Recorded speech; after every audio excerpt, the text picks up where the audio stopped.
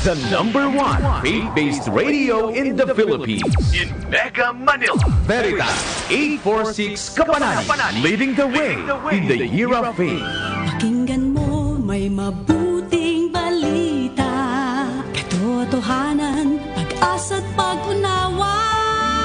At kung puso mo ay naguguluhan, nalilito, kapanalig, ika'y makinig. Makinig, Veritas 846, kapanalig ninyo. Makinig, Veritas 846, radyo totoo, radyo totoo. Member Catholic Media Network and kapisanan ng mga broadcaster ng Pilipinas. Ang oras, 3 minuto makalipas ang ika-6 ng gabi. Ngayon gabi ay ang Martes, ika-28 ng Mayo, taong 2013. Narito na ang isang oras ng makabuluhang talakayan tungkol sa buhay at lipunang Pilipino. Talakayan! Makinig, makilahok, makipagtalakayan. Sama-sama tayong tumugon at mag-akayan tungo sa liwanag ng katotohanan, katarungan at kapayapaan. Talakayan! Hatid sa inyo ng Promotion of Church People's Response, Kasimbayan at ng Kadao Productions. Talakayan! Tuwing Martes, alas 6 hanggang alas 7 ng gabi, dito sa Veritas 846 Radyo Totoo.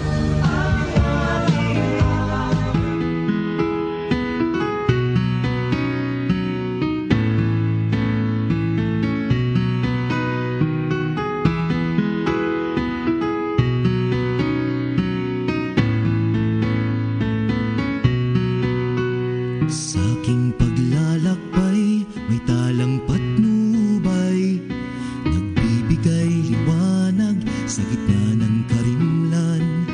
Talang maliwanag, laging nagniningning, di maglalaho sa aming paningin.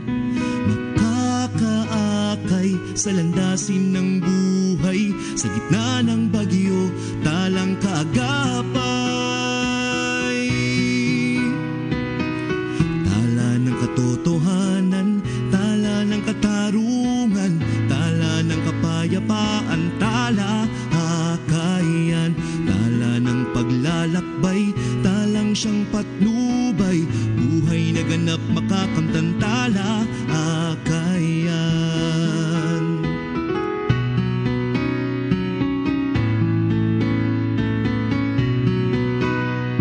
Taimtim na panalangin, manindigang tapat, sa mapagpalayang adikain. Tala ng katotohanan, tala ng katarungan, tala ng kapayapaan, tala akayan, tala ng paglalakbay, talang siyang patnubay, buhay na ganap makakamtan, tala akayan. Tala akayan, tala akayan. Magandang gabi kapanalig. Narito na ang ating programang Talakayan, isang oras ng makabuluhang talakayan tungkol sa katotohanan, katarungan, kapayapaan at kalikasan sa pagtataguyod ng Promotion of Church People's Response, Kapatirang Simbahan para sa Bayan at ng Kudao Production. 60 minuto tayong magsasama-sama upang pag-usapan ang buhay at lipunang Pilipino. Tayo ay mag-akayan tungo sa pagtugon sa hamon ng panahon, lipunan at pananampalataya. Kaya makinig, makilahok at tayo nang magtanda-akayan. Ito po si Nardi Sabino ng Promotion of Church People's Response sa pangalan po ni Raymond Villanueva na kasalukuyan pong inaaliw pa ang sarili at humahabol sa summer ng ating panahon. At mamaya po, makakapiling po natin si Father Delpo Canceran na kasalukuyan pong natatraffic sa EDSA. Kaya po mga kapatid, mga kapanalig, tayo po ay magsama-sama at ito ang ating programa sa Radio Veritas 846 AM, ang Talakayan.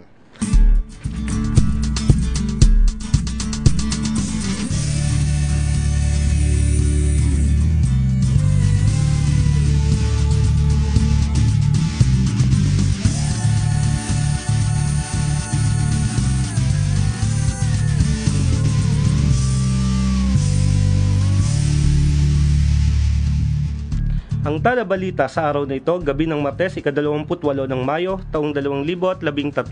Grupo ng mga manggagawa na nawagan ng moratorium sa pagtaas ng tuition at iba pang bayarin. Isang linggo bago magbukas ang pasukan sa paaralan, nanawagan ang mga manggagawa sa pangunguna ng Kilusang Mayo 1 ng moratorium sa pagtaas ng tuition at iba pang bayarin sa paaralan. Sa protestang inilunsad sa Lerma, lungsod ng Maynila, kinundina ng mga manggagawa ang patuloy na pagtaas ng halaga ng edukasyon sa ating bayan, lalo't inihayag ng Commission on Higher Education ang pag-aproba sa mahigit 300 petisyon ng kolehiyo at pamantasan na magtataas ng tuition. Ikinatwiran ng KMU na ang 426 na pisong minimum na sahod sa NCR ay hindi sapat sa pang-araw-araw na pangangailangan ng pamilyang Pilipino, higit lalo kung patuloy na tataas ang mga bayarin sa paaralan. Sa pamamagitan ng pabitin na nakasabit ang edukasyon, ipinakita ng mga manggagawa ang kalagayan na di na maabot ng pangkaraniwang Pilipino ang presyo ng edukasyon na dapat sana'y pangunahin ng serbisyo ng pamahalaan. Iginiit ng grupo na ang moratorium sa pagtaas ng tuition at iba pang bayarin ang pinakamabilis at madaling magagawa ng Administrasyong Aquino. Para naman sa ating ikalawang balita, party list ng mga teacher na nawagan ng dagdag eskwelahan. Nanawagan si ACT Teachers Representative Antonio Tino na tugunan ng pamahalaan ang lumalalang bilang ng out-of-school youth sa pamamagitan ng dagdag na public high schools. Lumalabas na sa darating na pasukan, may mahigit 4 na milyong may edad 12 hanggang 15 ang di makaka-enroll sa high school dahil sa matinding kakulangan ng eskwelahan. Ayon kay Congressman Tino, di lamang kulang kundi mahal pa ang pagpasok sa high school dahil karamihan nito ay nasa syudad at wala sa mga probinsya. Tinuligsa din ni Congressman Tino ang patuloy na pagpapatupad ng K+12 curriculum na nagdadagdag ng 2 taon sa high school habang di naman tinutugunan ang kawalan ng kakayahan abutin ang edukasyon ng milyong-milyong kabataang Pilipino. Ayon kay Congressman Tino, kung ito'y magpapatuloy, lalala ang di pagkakapantay-pantay at mahirap kamtin ang tunay na pambansang kaunlaran. Sa ating ikatlong balita, PCPR itinutulak ang usapang pangkapayapaan. Hiniling ng Promotion of Church People's Response sa pamahalaang Aquino at National Democratic Front na pagtibayin ang mga naunan ng kasunduan at bumalik sa usapang pangkapayapaan. Inihayag ng grupo ang panawagan sa gitna ng mga sunod-sunod na engkwentro sa pagitan ng Armed Forces of the Philippines at New People's Army. Ayon sa grupo, napakahalaga na bumalik sa usapang pangkapayapaan ang dalawang panig upang resolbahin ang ugat ng armadong labanan at magdulot ng esensyal na pagbabago sa ating lipunan. Idinagdag din ng samahan ng mga taong simbahan na mahalaga na panghawakan ng gobyerno ng Pilipinas at NDF ang mga nauna ng kasunduan at tumungo sa pag-uusap hinggil sa usaping sosyo-ekonomiko na pinakalaman ng isang usapang pangkapayapaan. Nangusap din ang grupo sa iba pang peace advocates na makiisa sa panawagan na itulak ang magkabilang panig sa pag-uusap hanggang makamit ang pangmatagalan at makatarungang kapayapaan. At para po sa ating tala parokya, mga taong simbahan, nakiisa sa Advent Shoe Workers. Nakiisa ang mga taong simbahan sa ilalim ng Church People Workers Solidarity noong 18 ng Mayo upang makisama sa bantay pabrika na inilunsad ng mga manggagawa ng Blue Star Manufacturing and Marketing Corporation, ang kumpanyang gumagawa ng Advent Shoes. Inilunsad ang bantay pabrika ng Blue Star Workers Union upang ipagtanggol ang kanilang karapatan sa hanap buhay at dignidad sa paggawa, matapos na biglang ipasara ng may-ari ang nasabing paggawaan. Karamihan sa mga manggagawa ay kababaihan na nakakaranas di umano ng di makataong pagtrato, mababa at delayed na sahod, sexual harassment, union busting at paglabag sa Collective Bargaining Agreement o CBA, lalo na sa usapin ng seguridad sa trabaho. Nakiisa ang mga taong simbahan upang magbigay ng suportang material at moral bilang bahagi ng pakikilakbay sa pagtatanggol ng dignidad at buhay ng mga maliliit nating kapatid. At yan po ang ating talabalita, mga balita hinggil at mula sa bayan.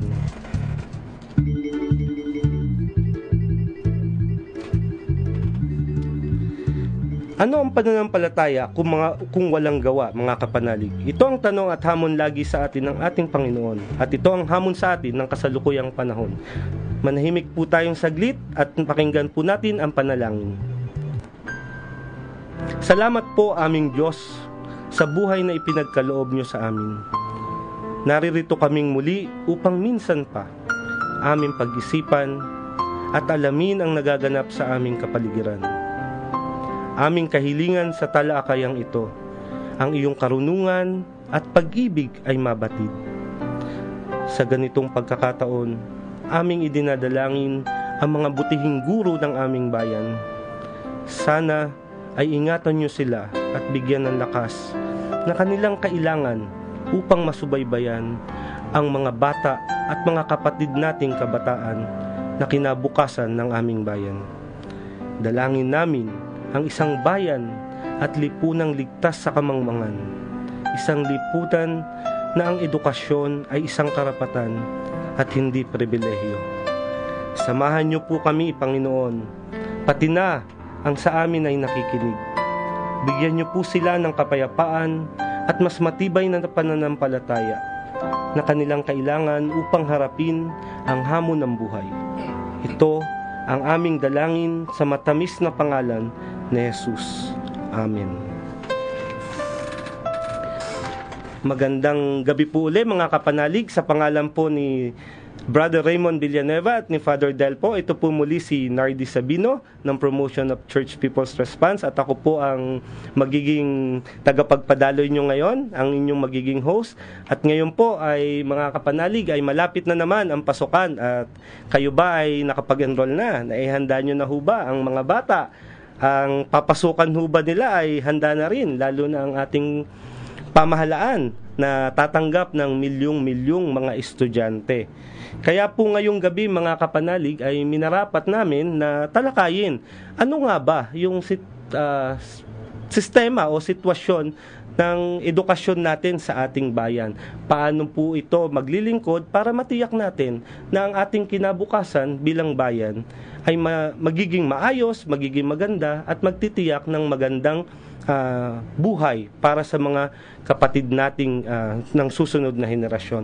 Kaya mga kapanalig, samahan nyo kami at makipagtalakayan, mag-text sa 0918-837-4827 at patuloy na makinig sa pagbabalik ng ating programang Talakayan.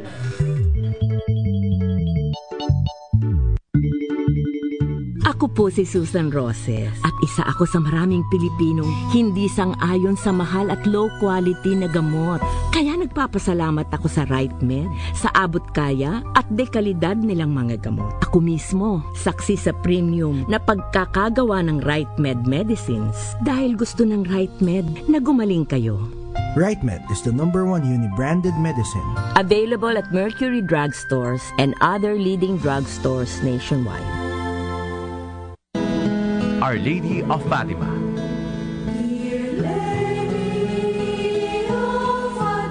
Ang Our Lady of Fatima ay kilala sa patuloy na pagpapakita at pagpapatotoo sa mga himala ng Panginoong Diyos sa kanyang mga aparisyon. Tuwing 13 ng Mayo, ipinagdiriwang ang kapistahan ng Birhen ng Fatima. Sa Fatima, Portugal, unang naganap ang kanyang aparisyon noong taong 1917. Ang titulong Birhen ng Santo Rosario ang pakilala ng mahal na Birhen sa mga batang pinagpakitaan niya sa Portugal noong 1917. Our Lady of Fatima, pray for us.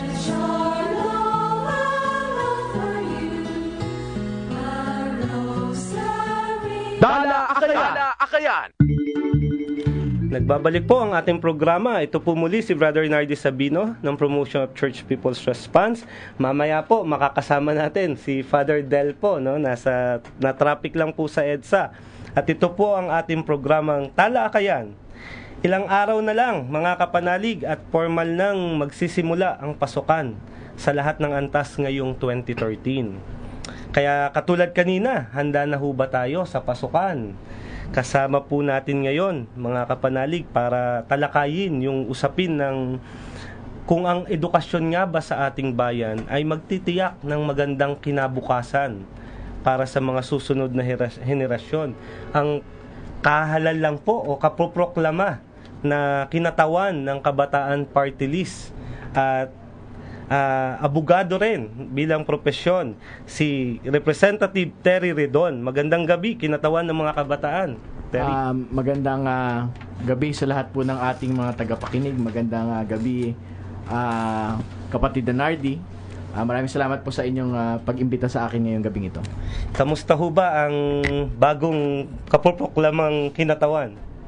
Okay naman ho, wala ho tayong pampalitsyon para sa ating mga taga-suporta. Ang meron lang ho tayo yung tuloy-tuloy yung trabaho para sa mga kabataan kasi ho sa nagdaang mga araw habang inaantay po natin yung proklamasyon ay linuluto po ng mga kabataan yung TRO laban sa mga bagong pasa na mga pagtaas ng matrikula sa humigit kumulang na 350 higher educational institutions sa buong bansa. Kaya ngayon naglabasan na sa balita yung mga hinggil dun sa problema, no, mga tungkol sa pagtaas ng tuition, nakakaharapin o kinakaharap ng ating mga kapatid o kapanalig na papasok ngayong pasukan.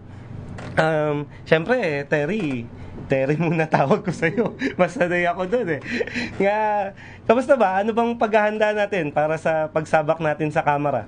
Well, ang paghahanda ng Kabataan Party List naman dito ay yung tuloy-tuloy din talaga ng pagbibitbit ng kampanya ng mga kabataan at mamamayan. Di syempre, principally dyan, yung usapin nga ng karapatan sa edukasyon. Dahil nitong May 27, naglabas na yung Commission on Higher Education na mahigit kumulang 350 na mga higher education institutions ay pinayagan na magtaas ng matrikula. Ang average tuition rate na itataas po nito ay umaabot po ng 40 pesos per unit.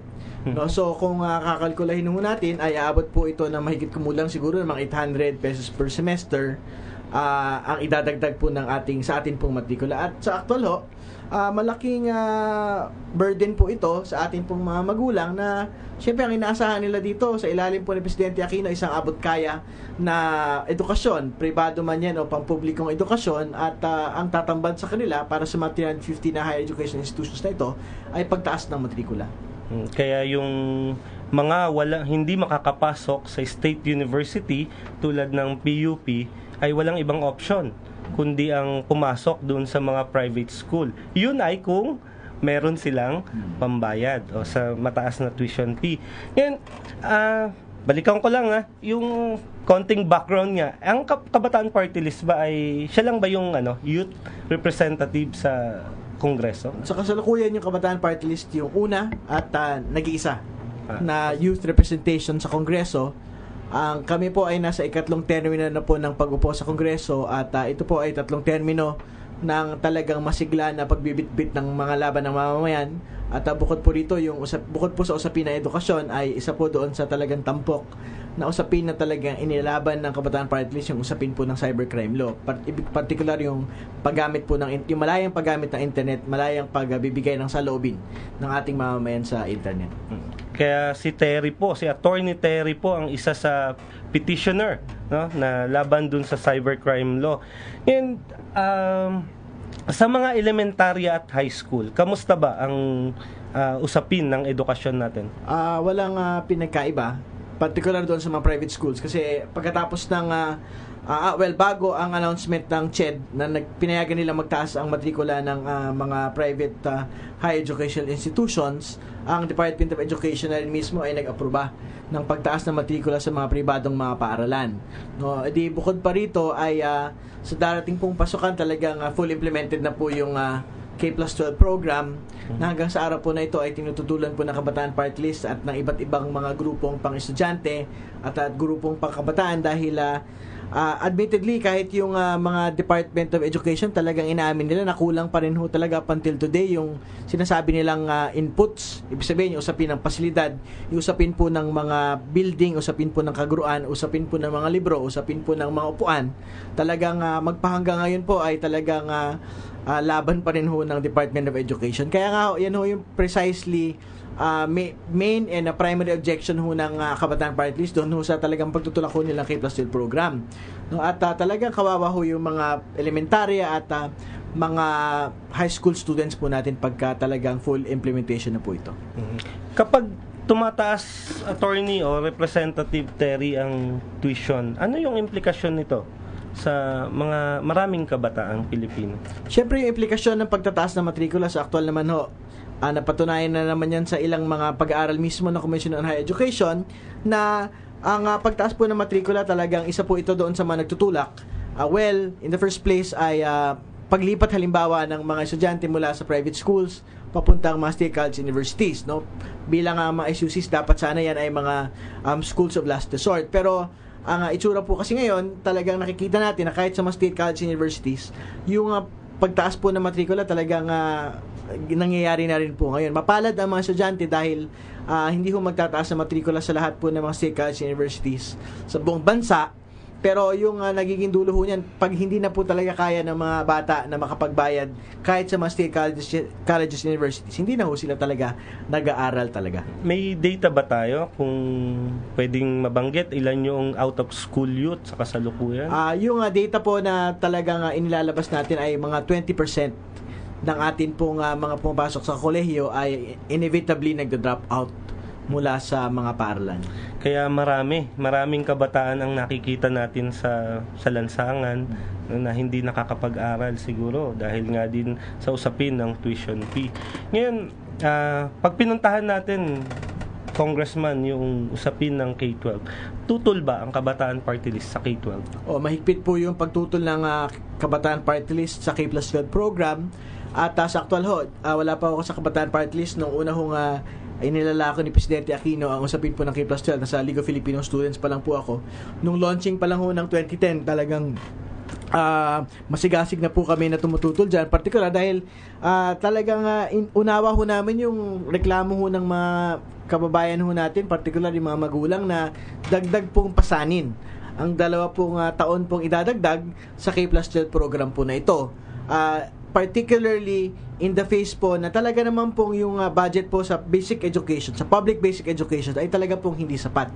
Ibig sabihin ho niyan, yung pasilidad ay hindi maganda, ang atin pong kaguruan ay may kakulangan po ng kaguruan at hindi po makatiyak talaga yung ating pong mga kababayan na dekalidad. Ibig sabihin, magiging further thinly stretched po yung budget po ng ating mga eskwelahan kung ngayon pa nga lang ho, sa ilalim po ng 10 taon, ay hirap na po ang ating mga paaralan, lalo't higit pag nagdagdag pa ho tayo ng 2 taon sa atin pong maliit pong budget na nakukuha sa public basic education. Sabi po ng DepEd, tayo na lang yata ang natitirang bayan na walang K-12, no? O hindi 12 years yung basic education. So, kung tumututol ba siya kayo dun sa K-12? Paano yung tayo na nga lang ba? May proven yata sa buong mundo na yung 12 years education ay necessary. Pero yung pagsisigarilyo rin napatunayan din na masama sa kalusugan. Ibig sabihin ba, pag yung barkada mo magsigarilyo ka rin. Di ba hindi naman ata ganun yung logic na gusto sigurong iparating ng ating Department of Education. Sinasabi ko natin dito, kailangan programmatic ho yung pagpapaunlad ho natin ng sistema ng edukasyon. Ibig sabihin ho niyan, yung kailangan ho talagang ma-address further, primarily, yung input shortages po na mayroon po tayo sa kasalukuyan bago po tayo sumuong sa mas matindi pa hong pagpapalapad po ng ating sistema ng edukasyon. Ibig sabihin, hindi naman ho kami tutol sa concept doon sa pagdadagdag ho ng 2 taon, pero yung tanong ho natin dyan, at this point po ng atin pong sistema ng edukasyon, handa ba talaga ang atin pong sistema ng edukasyon, particular sa usapin ng pagpopondo, particular sa usapin ng pasilidad at infrastruktura, doon ho sa mga delubyo po ng 2 dagdag pong taon sa usapin po ng pagbabudget ng ating public basic education. Ayaw ba ng kabataan daw? Sabi ng DepEd, di ba? Pagkatapos mo ng high school, pwede ka nang maging call center agent o kaya ay pwede ka nang magtrabaho dahil marunong ka nang mag-welding, marunong ka na ng ilang technical courses. Pero hindi naman ho katiyakan yun Ibig sabihin, ngayon nga ho, sa ilalim ho ng ating po kasalukuyang kalagayan, napakarami ho natin mga college graduates, na college graduates na po ito at hindi ho sila makakuha ng trabaho. Marami din ho tayong mga nag-graduate doon sa mga technical vocational courses na hanggang sa araw po na ito talagang testing na ho sila sa kahit hindi pa rin ho makahanap ng trabaho. So, ibig sabihin, hindi ho surefire ho yung sinasabi na just because meron kang dagdag ho ng 2 taon ay tiyak ang makukuha po nating trabaho rito. Dahil yung trabaho mismo ang wala sa Oo, Pilipinas. tama po kayo dyan. At ang tila yung disenyo yata ng K-12 ay nakadepende dun sa needs ng depende sa foreign investment na yun yung masakit dun sa disenyo ng K-12.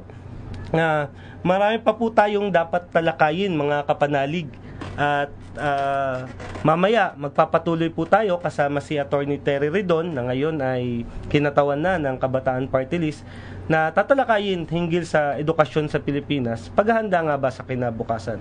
Kaya patuloy kayong makinig dito sa ating programang Talakayan.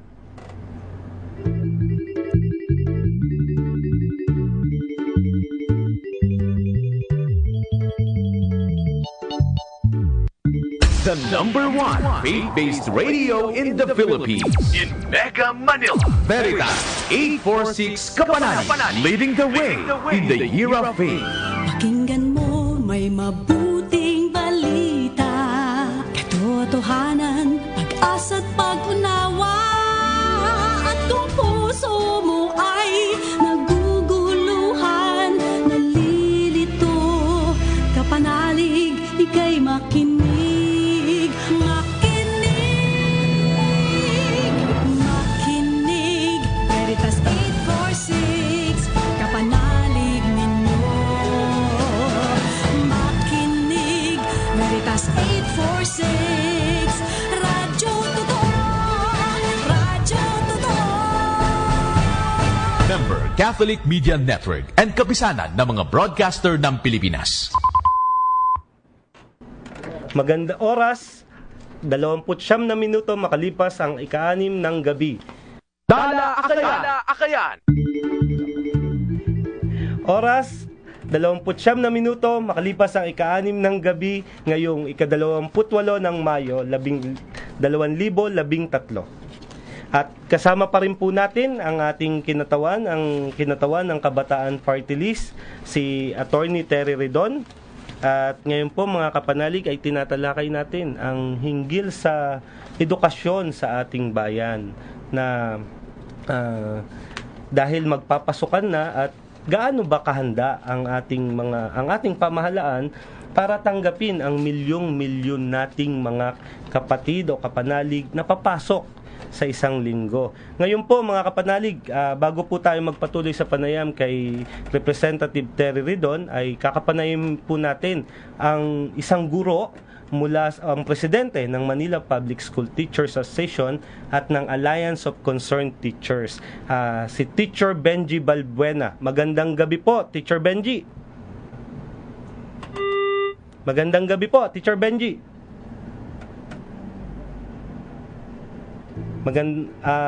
Naputol po yung ating linya. Kanina po tinalakay ni Representative Terry Ridon ang hinggil dun sa TRO. Nag-file ang Kabataan Party List ng temporary restraining order o ng petition. Representative Congressman Ridon, paliwanag mo nga ng bagya. Ano ba itong i-file yung temporary restraining order? Yung isa pong sa mga mahalagang mga constitutional po na karapatan ay ang karapatan po sa edukasyon. At ang isa po doon sa mga constitutional safeguards po rito, yung usapin po ng exercise po ng ating estado ng reasonable regulation and supervision sa ating pong lahat ng mga educational institutions, no? Ang sinasabi ho natin, ang mga pagtaas po ng matrikula nitong nagdaang taon para sa darating pong pasukan ay hindi po sumasapat doon. Ibig sabihin ho dyan, hindi ho nagko-comply doon sa reasonable regulation and supervision requirement ng ating pong constitution. Ibig sabihin ho niyan, kasi alam po ninyo, di ba meron hong binabayaran ng ating pong mga magulang ng mga development fee, mga energy fee, lahat po ng fee, yung hindi ho nila may pasok sa tuition fee, pinapasok ho nila sa miscellaneous fee. No, yung mga miscellaneous fees po na ito ay hindi po subject doon po sa regulation and supervision ng Commission on Higher Education. Ibig sabihin, hindi ho yan subject to consultation. Hindi ho natin nalalaman kung saan po nanggagaling yan pong pagtaas po ng matrikula ng yan. At isa ho yan doon sa mga bahagi ng TRO po natin. Kaya pala maraming binabayaran at hindi pa nire-regulate, no, ng DepEd o ng Commission on Higher Education. Ngayon po, mga kapanalig, pagpapatuloy po natin yung talakayan with Congressman Terry Redon, pero bago po yan ay kapanayin po natin ano ang pananaw ng isang guro, no, na lagi nahandun sa grassroots. Ngayon po ay makakausap natin ang Pangulo ng Manila Public School Teachers, si Teacher Benji Balbuena. Magandang gabi po, Teacher Benji. Hindi ko kayo marinig. Ayun, Teacher Benji, magandang gabi po. Nadidinig niyo ba ako? Opo, naririnig po namin kayo. Magandang gabi po. Magandang gabi po. Kasi parang hindi ko kayo marinig, mahina. Baka may epekto pa yung pikos. Kamusta po ang mga guro matapos ang halalan? Yung nakaraang halalan? Opo. Ay naku, talagang hirap na hirap. Pagod na pagod yung mga teachers natin, ano? Nakakalungkot. Meron pang mga hindi nababayaran tapos na yung eleksyon. At yung na-proclaim na yung ating mga kandidato. Pero hindi pa bayad ang mga guro natin. Hindi pa. Meron pang hindi bayad. Pero karamihan ng mga support group ay talagang hindi pa nabayaran hanggang ngayon, kaya kawawa naman sila. Kaya nga po talagang ang pagtuturo, ang pagiging guro, sabi raw ay hindi na isang simpleng profesyon. Ito na raw ay isang bukasyon. Hello, teacher. Teacher Benji. Yes, sir. Sige po. Ano po ang masasabi ninyo sa pagpirma ni Pangulong Noynoy sa batas na magpapatupad sa tinatawag na Enhanced Basic Education Act o yung K-12? Alam nyo, itong pirma ni President Noynoy, atrasado na no? Kasi, una, pinatupad na yan ng nakaraang taong kahit na hindi pa ito na isa sa batas. Ang pangalawang taon na itong pinatutupad, kung kaya naghahabol, no? Naghahabol yung gobyerno Aquino, kaugnay ng papatupad ng K-12, kaya, yung mga magulang natin at mga estudyante, parang nabigla dito. Kaming mga teachers naman, yung paghahanda, yung training ay sa tingin namin kulang na kulang yung 5 days seminar. Para dito sa K-12 na yan. At mababaw lang yung pagkakaalam ng mga magulang at mga estudyante na ito ay isang kasunduan ng ating gobyerno at ng Washington para mag-undergo tayo ng K-12. Ginagaya tayo sa iba't ibang bansa sa Asia. Sa pananaw ho ba ng ating mga guro, bakit itong K-12 ay pinipilit na maipatupad ng ating pamahalaan? Ano? Bakit ba itong K-12 po ay pinipilit na maipatupad ng pamahalaan? Ang gusto ng pamahalaan ay yung global competitiveness, no? Ay nihahanda nila yung ating mga Filipino graduates para magkaroon ng trabaho sa iba't ibang bansa. Kaya ang mangyayari, tayo yung naiiwanan ng ating yung kalagayan ng ating pang-ekonomiya ng ating bansa, siyang naiiwan sapagkat ito, K-12 ay para maglingkod, no? Para magkaroon ng cheap and docile labor for a global competitiveness. Na kaya tutol kami dito bilang mga guro dahil ang komplikasyon nito ay gagawing 6 na taon yung high school, bali magkakaroon ng dagdag na 2 taon, ano? Dagdag na pahirap sa ating mga magulang at estudyante. Alam niyo, yung 4 na taon nga lang sa high school, hirap na yung baon at mga gamit pang eskwela. Ito pa kaya ang 6 na taon. Kaya po, additional burden ito. So kung inaasahan po na sa mga magulang ay magiging pabigat, sa mga teacher ho ba, ano ba ho ang inaasahan natin? Lalo na? Lalo sa mga teachers, alam naman natin, lahat na lang ng bagong Pangulo ay mayroong kanya-kanyang bagong curriculum, no? Nung nakaraang Pangulo, si Gloria Macapagal-Arroyo, ganyan din. Meron lang siyang restructured basic education curriculum. Nung panahon ni Cory, yung Special Education Development Program, na kung saan ito mga curriculum na ito ay hindi naman kinukonsulta yung mga teachers natin. Kung kaya lalong dumadaos-dos yung tunay na kalidad ng ating edukasyon, sapagkat ito yung kulang ng participation at ng consultation itong ating mga guro na siya nasa harap ng klase. Ang gobyerno ito ay talagang pinatutupad lang, no? Yung mga neoliberal policy to answer the needs for a globalization na hindi naman appropriate para sa atin. Marami pa tayong problema kaysa sa K-12. Dapat mauna muna siguro yung kakulangan ng teachers, kakulangan ng classroom, at ang mga facilities kaysa dito sa K-12. Ilan po ba ang kulang na teacher natin sa buong bansa? Sa ngayon, ang 100,000. At ang makukuha lamang na bagong teacher para sa taong ito ay 61,000. Bagamat may kaiwa naman yung DepEd, magdagdag ng mga teachers, pero kulang na kulang pa rin talaga, no? Para matugunan itong kakulangan sa mga teachers. At kung magkakaroon naman ng teachers, wala namang classroom. Ilan ho ba ang ratio ng student at teacher? Ang kukulang ng student ratio? Opo. Ang mga estudyante natin, naabot na 50 hanggang 6 na po sa bawat isang klase, kaya nagsisiksikan sila sa napakaliit na classroom. Ang sabi ng DepEd, may mga classroom naman daw na gagawin at ginagawa na, pero pasukan na eh. May mga teachers man tayo, kung walang classroom, ano magiging itsura natin ito sa darating na pasukan at sa mga susunod pang taon? Dati ho, sa Caloocan, meron nung tinatawag na Section Dalmatian. Kasi 101 sila sa classroom. Oo, ang nangyayari, yung mga estudyante, bring your own chair, no? Kung sa walang classroom, wala pang upuan. Ito yung dapat pagtuunan ng pansin ng ating gobyerno. Dapat lang lakihan yung budget sa edukasyon. Katulad ng ginagawa ng iba't ibang bansa na ang kanilang budget sa edukasyon ay umaayon sa international prescription ng UNESCO. Yung 6% ng gross domestic product, ang budget ng edukasyon. Alam mo, sa bansa natin, 0.3% lang ng gross domestic product yung budget natin sa edukasyon. Kaya hindi katakataka yung nananatili at mahirap yung ating bansa sapagkat yung mga graduates natin ay patuloy na naghahanap ng hanap buhay sa labas ng bansa. Sige po, maiksing panawagan po sa ating mga mag-aaral at sa ating pamahalaan. Sa ating mga mag-aaral, no? Ay talagang magkakasya na muna tayo dito sa nakakayanan ng ating gobyerno na tuloy pa rin at nagpapatuloy pa yung mga kulang sa upuan, kulang sa teachers, kulang sa classroom. At dapat aralin ng mga estudyante at mga magulang itong K-12. Dapat malaman natin na pagdating ng 2 taon yung hindi makakatapos ng senior high school ay hindi makakaroon ng karampatang trabaho, kundi yun lang makakatapos ng senior high school. Ibig sabihin yan, kailangan matapos mo yung senior bago ka maging employable.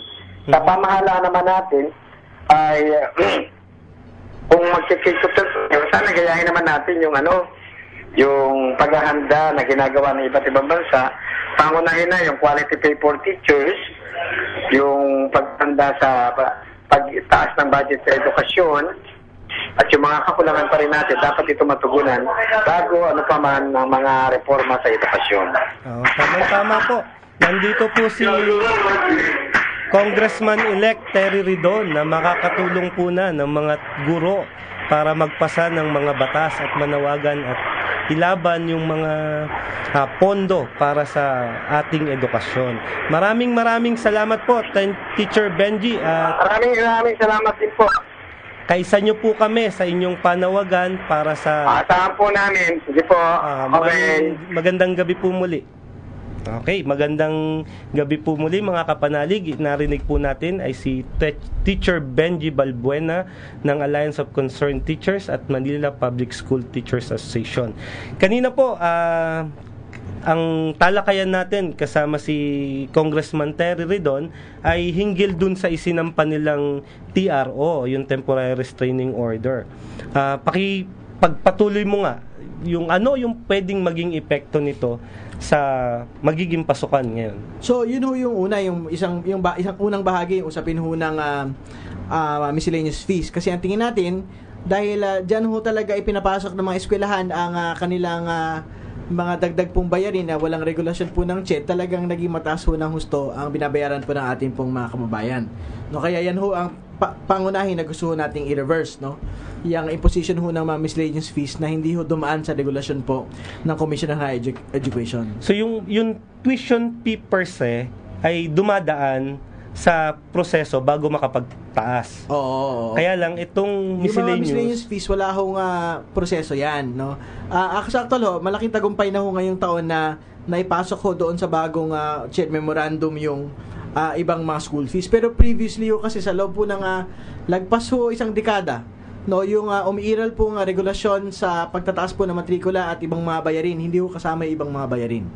No, kaya sinasabi ho natin, lahat po ng mga ibang bayarin, ibig sabihin non-tuition school fees, no, na ipinasok ho ng mga paaralan nang hindi ho dumaan sa regulasyon po ng CHED mula 1998. Dapat ho ipagbawal yan at dapat hindi po yan i-impose at ipagbayad sa atin pong mga kababayan at mga kabataan sa darating pong pasukan. Yun ho yung una. Pangalawa, yung sinasabi ho natin ngayon, yun pong pagtaas po ng matrikula, sa actual ho, hindi ho nagko-conform yun doon kasi yung meron ho tayong GASPE law, isa ho doon sa mga parang naisingit ho sa GASPE law yung usapin po ng tuition consultation. Pero sa kasalukuyan hong kalagayan ho kasi ngayon, hindi ho kahit yung tuition consultation ho para information dissemination campaign na lang ho na eskwela. Ibig sabihin ho niyan, pag ho kahit ho maglupasay yung mga magulang at mga kabataan sa mga consultation proceedings, kung gusto ho talaga magtaas ng matrikula ng mga eskwelahan, pwede ho silang magtaas ng matrikula. Sa ilalim po ng GASPE law, at ito po yung hindi ipinatutupad ng Commission on Higher Education, ang lahat po ng pagtaas ng matrikula, tuition, ay dapat pong may konsultasyon, at sa event po na meron pong pagtutol ang mga estudyante, ito po ay dapat sinasubject to arbitration. Either sa alumni, either sa isang neutral body, sa ilalim po ng GASPE law. So ang sinasabi po natin, sa ilalim po ng lahat po ng mga ipinatupad ng mga pagtaas po ng matrikula, sa ilalim po ng bagong regulasyon at sa nagdaan pong regulasyon mula 1998, wala pong sinunod na ganitong pong struktura. So ibig sabihin dapat ho hindi ipatupad yung mga pagtaas pong matrikulang ito sa darating pong taon. No, at dagdag din ho dyan, alam po ninyo sa ilalim po ng Education Act of 1982, yung pong pag-iral at pag-aaral po ng ating mga kabataan, ang mga estudyante sa loob po ng mga paaralan, isa po itong hindi po ito semester by semester na kontrata. Ibig sabihin ho niyan, tinitiyak po ng ating pong Education Act of 1982 na ang atin pong paglagi, ang karapatan natin na makapag-aral ay nariyan po hanggang sa buong duration po ng ating pag-aaral sa isang particular na kurso. No, at tingin ho natin ang pagtaas po ng matrikula ay hindi po kumbaga dahilan para talagang matanggal ang atin pong mga kabataan sa kanila pong pag-aaral. At in the event halimbawa na magkaroon ng pagtaas ng matrikula, kailangan po ng consent ng bawat pong estudyante. No, at ang tingin ho natin, kapag wala hong consent, hindi ho dapat magtaas ng matrikula ang atin pong mga paaralan, no? ano yung usually ang kinakatwiran din ng mga school owners o ng mga private institution ay yung kaya dapat itaas daw ang matrikula ay dahil ipampapasweldo sa mga guro. Ano yung katotohanan dito? Sa actual meron hong parang kailangang ipasa ang mga eskwelahan na 70-20 sharing po ng atin pong mga profits.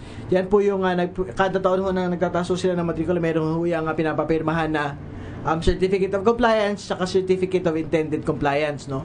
Ang sinasabi ho natin, sa actual nga ho, panawagan ho namin ito doon sa mga faculty unions na kung sa tingin po ninyo talagang hindi ho nag-comply ang atin pong mga eskwelahan doon po sa hatian ng 70-20-10. Minimum standard ho yan.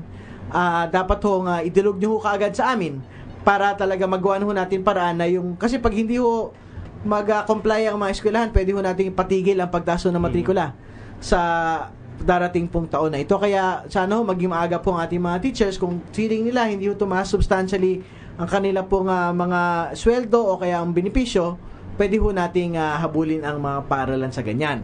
No, ang tingin pero ibang usapin pa ho 'yun sa aktual, no? Parang sinasabi ho nila parang naiintindihan ho namin yun na talaga meron hong ganong pong reglamento sa batas, pero ang kailangan ho natin unawain ng mga atin pong mga paaralan, meron naman hong umiiral din pong batas na nagtitiyak dapat na accessible ang atin pong edukasyon sa atin pong mga kababayan.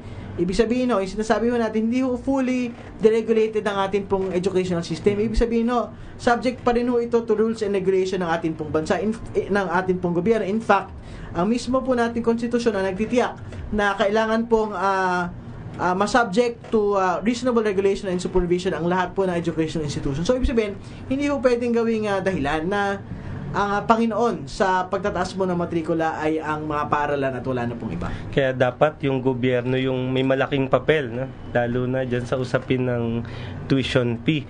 Ngayon, siguro bago tayo mag-commercial, tatanungin ko na sa iyo to. Ano yung katangian nga ba ng edukasyon? Kung sa pananaw ng kabataan party list, ano yung katangian ng edukasyon meron sa ating bansa? Di syempre yung talagang pangunahing katangian naman po ng ating edukasyon ay ito po ay komersyalisado. Ibig sabihin talagang subject po talaga ito to market forces. Parang kumbaga lip service na lang po yung sinasabi po natin dapat na regulated po ang edukasyon dahil ito po ay isang public service na imbued with public interest, ano. At dagdag din po dito mapanupil ang sistema ng edukasyon kasi alam po ninyo yung pong mga katulad ho namin na mga nag-aaral pa ho kami na talaga pong nagsasabi ng katotohanan sa usapin po ng pagtaas ng matrikula, sa usapin po ng mga labang pambayan. Kami ho yung kadalasan hong sinasubject to disciplinary proceedings, ano. Minsan kami ho yung hindi pinag-i-enroll. Pero in fact, kami naman ho talaga yung nagsusulong ng karapatan sa edukasyon. Kami ho yung lumalaban para sa kapakanan po ng ating mamamayan. Ano? Marami pa bang school paper? Yan ho, at isa ho doon sa mga ginagawa hong ikot ng ating pong mga eskwelahan ay hindi ho sila papatupad ng pagpayag sa mga school publications, student councils, dahil tingin ho nila ay ito po yung primaryang threat sa pagpapatakbo po ng kanilang mga paaralan, no? At panghuli, kolonyal ang karakter ng ating pong sistema ng edukasyon, particular dahil halimbawa nakita naman na ho natin sa usapin po ng K+12, ang ating pong sistema ng edukasyon ay parang pinapatakbo hindi para maglingkod sa pagpapayabong ng ating pong pambansang industriya, kundi para doon ho sa pagpapayabong ho ng kita at tubo ng ating pong mga dayuhang mga namumuhunan, at particular pa nga ho makakapag-provide ng manpower para doon sa international labor market at hindi po doon sa domestic market natin sa kasalukuyan. Actually, kung makikita mo yung sa kabila nung sa Pilcoa, no? Yung Technohub. Karamihan ay mga kabataang namamasukan dun sa call center. Kaya ito ba yung na-educate sa ating bayan? Ito ba yung patutunguhan ng mga kabataan natin? Kaya po, marami po tayong usapin na dapat talakayin, maraming dapat kaharapin ngayong magpapasokan. Ngayon po, tama-tama ho, nandito na ho si Father Delfo at mukhang talagang naipit sa traffic, no? Pero mamaya po, mga kapatid, mga kapanalig, ay kahit na may problema, na-identify yung problema, tatalakayin naman natin ano yung pwedeng maging solusyon na pwedeng pagpulutan ng mga aral. Kaya po patuloy tayong makinig, mag-text po tayo mga kapanalig, at patuloy tayong makiisa, makisangkot at makinig dito sa ating programang Talakayan.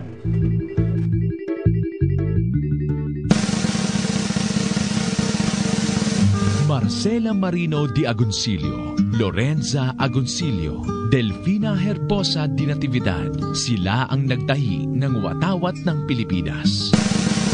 Anim na kamay na nagtulong-tulong upang magkaroon ng sagisag ang ating bayan. Kasabay sa pagtahi ng kauna-unahang watawat ng bansa, maraming magigiting na Pilipino ang nagbuwis ng buhay upang ang watawat ay maitaas ng walang hadlang. Kapanalig ngayong araw ng watawat, ating sariwain at bigyang parangal ang pinakamamahal nating sagisag ng bansa. Dahil sa likod ng 3 bituin at 1 araw ay kwento ng kagitingan, katapangan at pagmamahal nating mga Pilipino sa bayan. Igalang ang pambansang watawat ng Pilipinas. Isang paalala mula sa inyong kapanalig na himpilan, Veritas 846 Radyo Totoo, sa pagdiriwang ng National Flag Days. Talakayan! Nagbabalik po ang ating programa. Ito po muli si Nardi Sabino ng Promotion of Church People's Response. At narito na po si Father Delfo Canceran Opi at kayo ay kapiling namin sa ating programang Talakayan. Kasama pa rin po natin si Congressman-elect mula sa Kabataan Party List, Kinatawan Terry Ridon. Bago po tayo magpatuloy, magbabasa muna po tayo ng ilang text sa atin. Magandang gabi sa inyo, kapanalig. Maganda sana ang mga programa ng DepEd kung handa. Sapat ba ang ating classroom, ang upuan, ang mga palikuran, ang mga aklat, ang kakulangan ng mga guro? Kung ayos na lahat yan, maaari tayong magtagumpay. Yan, maraming salamat po, Mang Nards. Oo, kapangalan ko pa ho. Magandang gabi po. Kaya lang yun nga, katulad po ng nabanggit ni Congressman at ng ating guru kanina, yan yung mga essential sanang pangangailangan sa pagpasok ng mga bata, ng mga anak natin. Kaya lang, yan talaga yung taon-taon na lang ay kulang. No? Dagdag pa yung pagtaas ng tuition fee. So, Ano nga bang edukasyon ang nararapat upang ang bayan natin ay umunlad? ano kaya, Congressman? Di syempre, ang gusto naman natin dyan ay magkaroon ng isang makabayan, siyentipiko at makamasang edukasyon. Ibig sabihin ho na makamasang edukasyon, dapat ho lahat ng gusto makapag-aral. Hindi ho dapat magiging sadka ang kawalan ho natin pinansya para hindi ho natin mapagtapos ang atin pong mga anak, no? Ibig sabihin ho niyan, kailangan ho talaga yung sapat at buong buo pong pagpupondo ng ating pamahalaan. Ibig sabihin niyan, sa actual ho ngayon ay hindi pa rin ho sapat talaga yung sinasabi nilang napakalaking budget para sa edukasyon, para sa public basic education, at hanggang sa araw po ito, yung state college universities, nag-tuition increase pa rin ho. Kung talagang gusto natin maging makamasang ating edukasyon, kailangan kahit yung mga state college universities, kailangan dapat libre at abot kaya ang atin pong pag-aaral po riyan sa mga state college universities po. Ilan bang state colleges and universities natin? Meron sa kasalukuyan pong 110 na state college universities po sa ating pong bayan, at sila po mismo ay nagtataas na rin po ng matrikula. Buti na lang ho ngayong taon, hindi sila magtataas po ng matrikula, pero ang sinasabi ho natin, nung nagtaas po ng matrikula ang UP, noong 2006, talagang nagsunuran ho ang napakaraming mga eskwelahan. Sabi nila, bakit ang UP nakakapagtaas, kami hindi pwede magtaas, ano? At yun na nga ang sinasabi natin, ibig sabihin, imbis na school of last resort ang ating po mga state college universities, dahil malaya po silang makapagtaas ng matrikula sa mga state college universities, talaga pong hirap na po ang ating pong mga kababayan kahit makapag-aral sa mga SUCs po natin. Ang pinakamababa po yata ngayong tuition fee ay PUP pa rin. Kung hindi ako nagkakamali, 1250 per unit. Oo. Kaya padre, makakapag-enroll ka doon kahit 500 piso. Yun ay kung mapapabilang ka doon sa makikater ng PUP. Kaya lang limited Every semester yata o every year, hundreds of thousands yung nag-e-exam. At konti lang pumapasa. Usually 7,000 lang ang tinatanggap nila. So, the rest, di mapupunta doon sa ibang university. Okay, hindi na makapag-aral. Ayun po. Ayun nga yung pinakamasakit. So, bilang Policy maker, anong ating maasahan ng mamayan na inyong isusulong sa Kongreso? Di nabagit na ho natin yung usapin ho ng edukasyon. Siyempre, yung tuloy-tuloy pong regulasyon ng ating pong ng ating pong public, private education, reasonable regulation supervision ng ating pong public at private education. Dagdag po dyan yung usapin po ng cybercrime law. Alam po ninyo, dahil isa po itong malaking tagumpay ng Kabataan Party List, ibig sabihin na pa-indefinite suspension po natin ang cybercrime law. Particular ho yung pagbibigay ho ng ating saloobin sa paggamit po ng internet. Ititiyakin ho natin sa darating pong kongreso, mabasura na po ito, ma-repeal na po ng buong buo yung cybercrime law para yung karapatan natin sa paggamit ng internet, karapatan sa pamamahayag sa paggamit ng internet ay talaga pong mapoprotektahan po natin.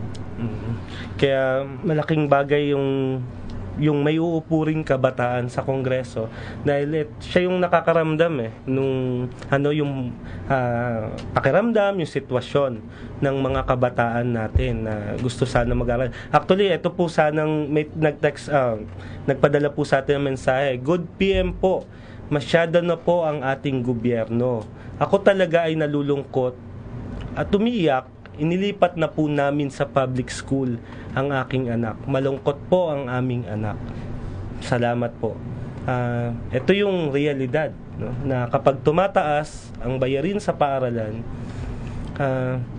maraming magulang yung naghihinanakit at di mapakali kung paano gagawin. Kasi kailangan mag-transfer na sila. Wala na silang pera.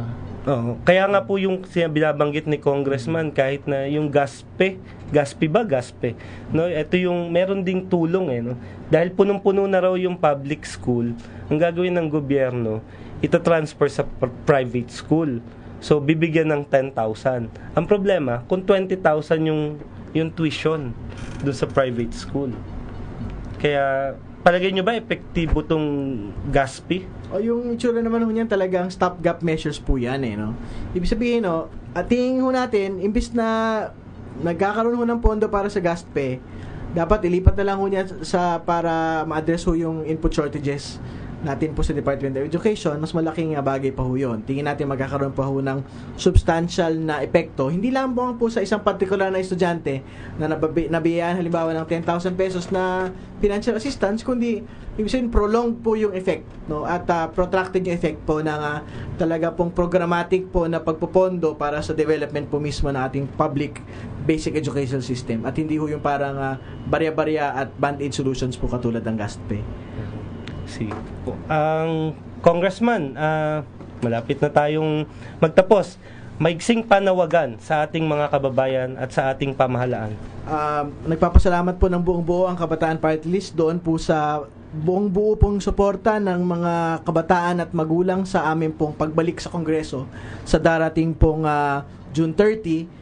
Hindi po namin kayo bibiguin ang mga ipinaglaban ho natin para sa karapatan sa edukasyon, para sa tiyak pong abot kayang edukasyon sa atin pong mga anak, sa atin pong mga kabataan ay tuloy-tuloy pa rin po nating isusulong at titiyakin din po natin na hindi lamang po sa usapin po ng kabataan at usapin po ng edukasyon maninindigan ang atin pong Kabataan Party List, kundi titiyakin po natin na kahit ang laban pong pambayan, ang laban para sa tunay na reforma sa lupa, laban para sa dagdag na benepisyo at dagdag na sahod ng atin pong mga manggagawa ay talagang bibit-bitin po ng buong buo ng Kabataan Party List dahil wala naman hong magtutulungan dito kundi tayo pong mga mahihirap, tayo pong mga pinagsasamantalahan. So, maraming salamat po at mabuhay po kayo. Maraming salamat po, Congressman Terry Ridon ng Kabataan Party List.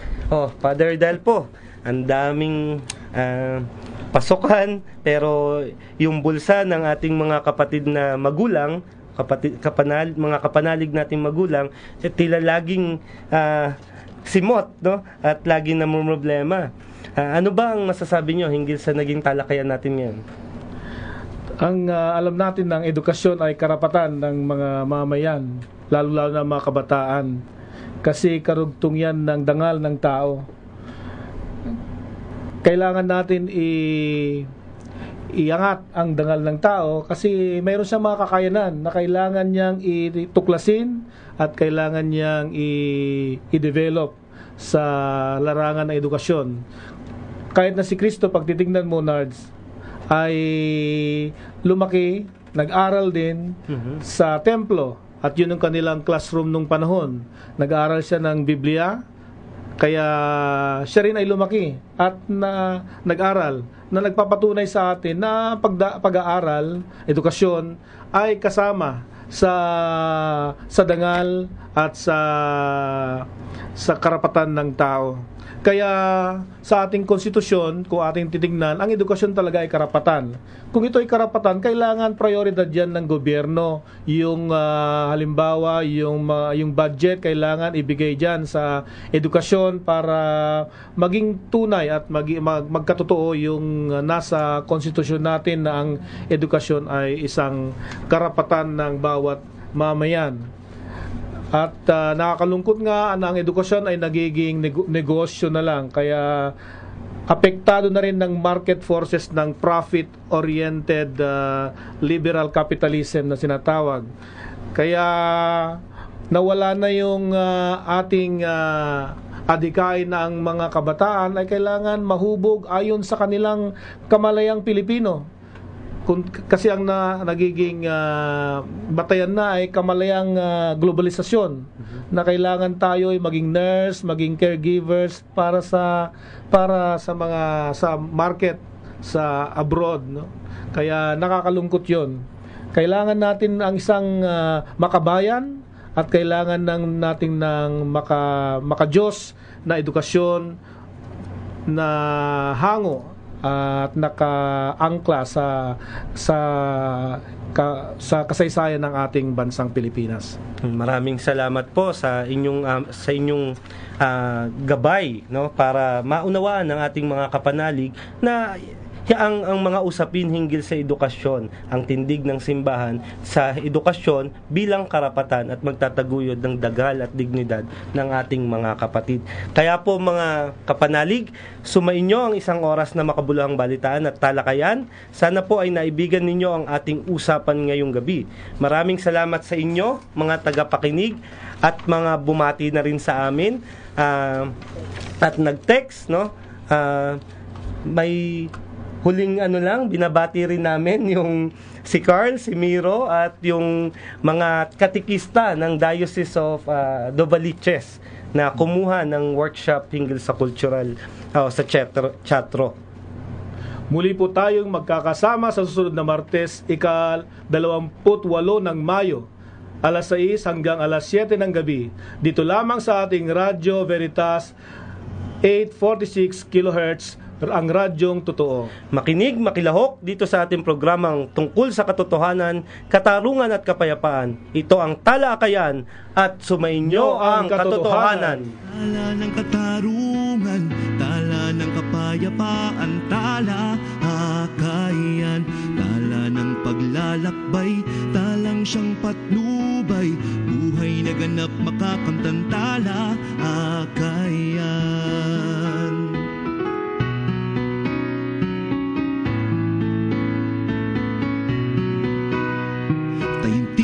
Panalangin, manindigang tapat sa mapagpalayang adikain. Tala ng katotohanan, tala ng katarungan, tala ng kapayapaan, tala akayan, tala ng paglalakbay, talang siyang patnubay, buhay na ganap makakamtan, tala akayan.